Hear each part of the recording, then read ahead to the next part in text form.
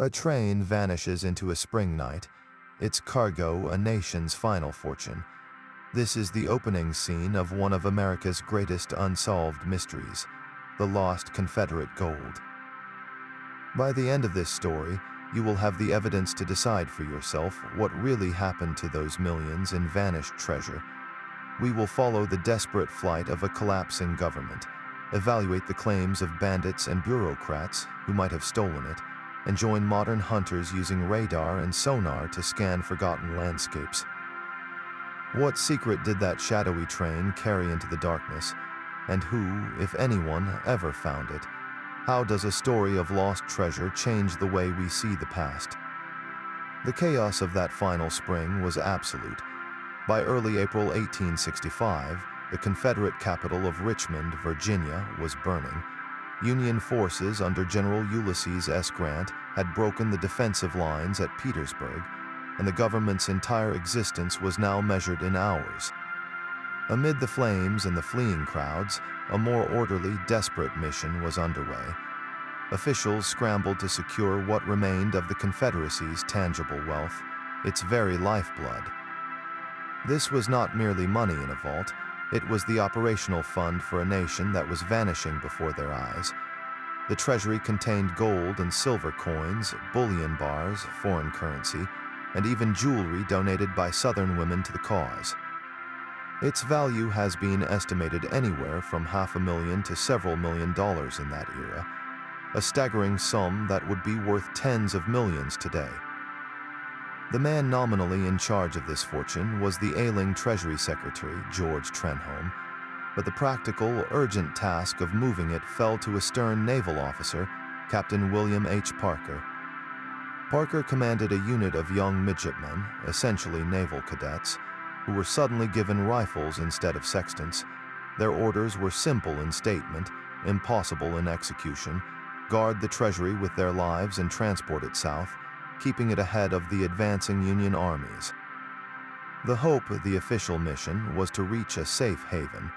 President Jefferson Davis and his fleeing cabinet dreamed of re-establishing the government perhaps in Texas, or using the treasure to fund a prolonged guerrilla war from the southern hinterlands. This gold was the seed money for a second act that would never come, so the treasure moved, a slow, cumbersome procession mirroring the government's own ragged flight. It traveled by train and wagon from Richmond to Danville, Virginia, the Confederacy's temporary capital for a mere week. The tension was a physical presence. Every railroad junction was a potential trap, every stranger on the road a possible informant. The treasure was a magnet, and everyone knew it, the Union cavalry hunting for it, bandits smelling opportunity in the collapse of order, and even desperate Confederate soldiers who had not been paid in months. Then from Danville, the most fateful leg began. A special train was loaded, not with civilians or soldiers, but with heavy iron boxes under the watchful eyes of Parker and his midshipmen. Its destination was somewhere deeper south, its purpose to keep the treasure and the dream of the Confederacy alive. As that train pulled out into the April night, it carried more than metal, it carried the last ghost of a failed revolution, and it was heading straight into the heart of a mystery. What happened next would depend entirely on who you asked, because the story immediately splintered into a dozen conflicting tales. The train did not simply vanish, it dissolved into a cloud of stories. Each theory about the gold's fate reads like a different chapter from the same mystery novel, written by rival authors with conflicting motives. The first and most official chapter claims there is no mystery at all. According to Union records, the bulk of the Confederate treasury was captured in the small town of Washington, Georgia, in early May 1865.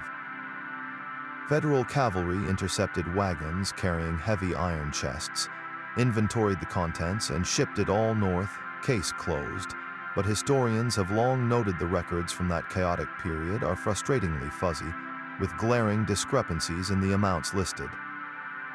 The official capture, while real, seems to account for only a fraction of the treasure's reported value. This leaves a gaping hole in the ledger, a silent space where a fortune in gold could have slipped away, prompting the question, was the official record a form of misdirection, either accidental or deliberate, that allowed something else to happen right under everyone's noses? This leads directly to the second compelling chapter, the Yankee conspiracy. What if Union forces did not just capture the gold, but stole it? Cavalry under the command of General James H. Wilson were the ones who cornered the fleeing Confederate officials in Georgia. The theory suggests that after a formal inventory was taken for the record, Wilson's men could have secretly diverted a portion of the treasure, dividing it among themselves or their commanders. It was the ultimate war prize, taken from a vanquished enemy with no one left to complain. Proponents of this idea point to the sudden, unexplained wealth of some officers after the war, and the convenient lack of precise documentation. In this version, the gold did not vanish into the earth. It vanished into the pockets of the very men sent to recover it, a secret pension funded by the Confederacy's corpse. The third chapter turns the suspicion inward, toward a Confederate conspiracy. If the gold was going to be lost, why not let it be lost to friends of the cause? This theory casts figures like Captain William Parker, the Treasury Guardian himself, or various local officials in Georgia as the architects of a diversion. Their motive might have been personal greed, a chance to secure a future for themselves after defeat, or, more romantically, it could have been a final act of patriotism, hiding the wealth to fund a future resurgence or to support the shattered families of the South. This angle suggests the treasure was not captured or buried by accident, but intentionally siphoned off in the chaos by insiders who knew exactly how to make it disappear, transforming a military escort into a heist crew in the war's final hours. But the most enduring and romantic chapter of all is the one written by folklore, the tale of buried chests. This is the story of loyalists, perhaps soldiers or cabinet members, taking the gold into the deep wilderness to protect it from any Yankee hands. They would have chosen a place both remote and memorable, a lone oak tree in a Carolina cove, a sinkhole in the Florida swamps, or a cave in the Georgia hills. They would have drawn a cryptic map, sworn a blood oath of secrecy, and then scattered, leaving the land to guard the secret. This theory is kept alive by a century and a half of deathbed confessions, family legends, and weathered maps brought to libraries by hopeful descendants. It is the purest treasure myth, promising that the gold is still out there, waiting for the right person to solve the puzzle. With so many conflicting stories, the only way forward is to follow the physical trail, to examine the landscape itself for clues the documents will never provide. The train that left Danville carried a specific, heavy responsibility. Its first documented stops were not for hiding treasure, but for spending it. In Greensboro, North Carolina, and later in Charlotte, portions of the treasury were openly dispersed. Confederate soldiers, many of whom had not been paid for months, lined up to receive their wages in gold and silver coin. This was a practical and moral necessity, a final payment to the men who had fought for the cause. Official records confirm these transactions, which might seem to whittle the legendary fortune down to nothing, but that is where the clear trail ends and the whispers from Lynchburg, Virginia, begin. While the main government train moved south into the Carolinas, a compelling side story points back toward Virginia. Lynchburg, a vital railroad and canal hub, was a logical choke point for any movement of goods. Local legend, passed down for generations, insists that not all the treasure made it to Greensboro. The story centers on a specific shipment, a boxcar containing gold valued at around $500,000, under the direct guard of Captain William Parker and his naval cadets. Faced with the rapid advance of Union cavalry and the crumbling of all communication lines, the theory goes, this contingent made a fateful decision in Lynchburg.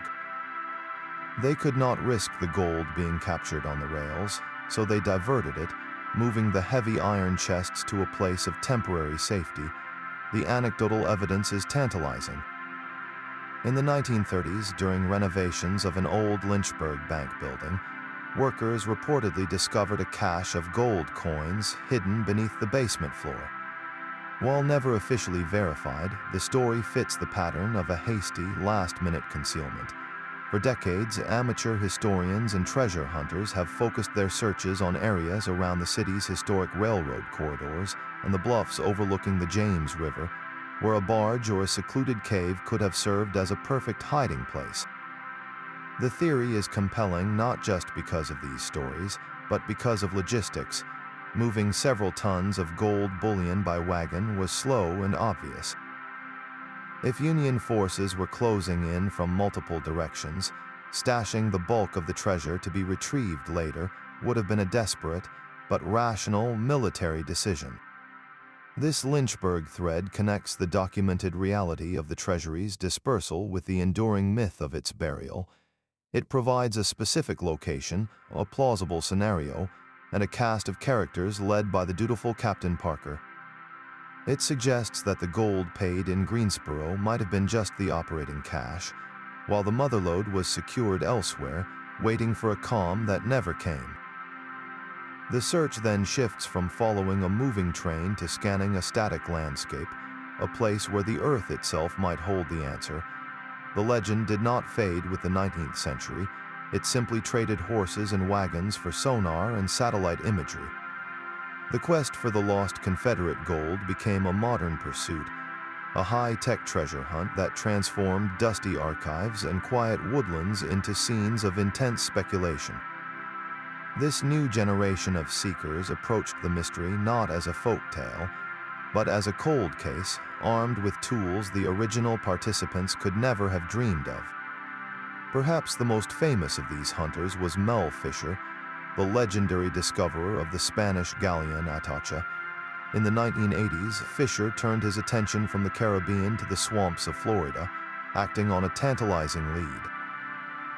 He had acquired a map, purportedly drawn from the memories of a descendant of a Confederate official, that marked a spot in the remote mangroves of the Florida Keys. The theory suggested the gold had been loaded onto a ship, perhaps aiming for Cuba, only to be scuttled or hidden in the labyrinthine waterways. Fisher's team swept the area with magnetometers, devices that detect disturbances in the Earth's magnetic field caused by buried metal. The search captured the public's imagination, a tangible link between the world's greatest shipwreck treasure hunter and America's greatest land-based mystery. Yet, like so many before him, Fisher found no chests of bullion.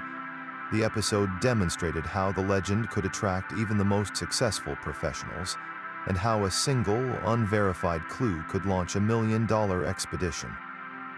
The tools of the trade have grown sophisticated. Today's treasure hunters deploy ground-penetrating radar to create ultrasound-like images of the soil, revealing anomalies like buried chests or excavation pits without turning a single shovel. Magnetometers are now far more sensitive, capable of distinguishing between a buried nail and a potential cache of coins.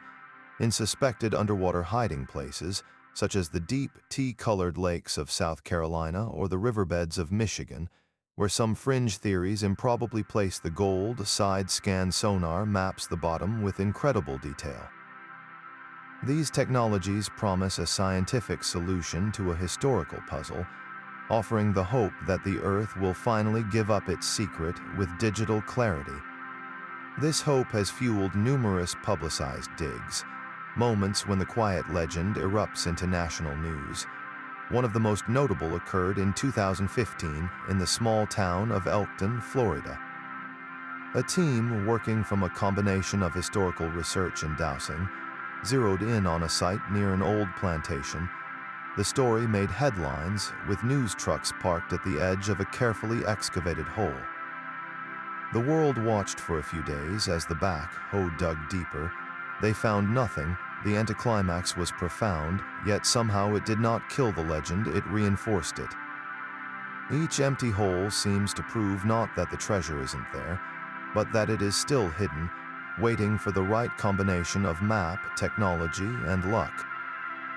What truly sustains the search generation after generation are not the empty holes but the tantalizing, ambiguous finds. A farmer plowing a field in Georgia unearths a handful of gold double eagle coins minted before 1865. A relic hunter with a metal detector at a Virginia campground finds a Confederate button and a single silver coin fused together. These discoveries are real, they are tangible, and they whisper of a larger story. They are fragments of a narrative that never got written, proof that something of value was moving, hiding, or being lost in those chaotic weeks. Each one is a spark, enough to ignite the imagination and justify another look at an old map, another pass with a new machine. They are the reason the mystery feels so alive, because the past keeps sending us cryptic, glittering signals, while stubbornly guarding the full truth. But the power of this story has never truly been about the metal. After a century and a half, the fluctuating price of gold is almost irrelevant. What endures is the perfect, unsolvable puzzle. The Lost Confederate Gold is a historical locked room mystery, where the room is the entire collapsing American South. Every detail we have examined, from Captain Parker's grim determination to the conflicting receipts and the high-tech searches in Florida swamps, points to the same core truth: we are witnessing the exact moment a failed government dissolved into folklore. The treasure's disappearance is not an anomaly, it is the final, fitting symbol of the Confederacy's end, a physical representation of a cause that evaporated into the air, leaving behind only ghosts and questions. This transformation from historical event to national legend is the real alchemy at work here. The gold stopped being currency and became a story, one told around campfires, researched in libraries, and hunted with satellites. It connects us to that pivotal spring in a way dates and battles cannot, because it is unfinished. We are left with the same human urges that drove the original participants: greed, duty, desperation, and the longing for a secret that changes everything. So perhaps the real treasure was never in a chest. Perhaps it is the enduring tale itself, a narrative engine that continues to generate exploration, debate, and wonder. It invites every one of us to become a detective, to look at an old map or a strange landscape feature and ask, what if that is a legacy far more valuable than bullion? What local legends or historical mysteries surround your own hometown? Share your theories and stories in the comments below. And if you enjoyed this deep dive into a shadowy corner of the past, subscribe for more journeys into the world's greatest unsolved puzzles.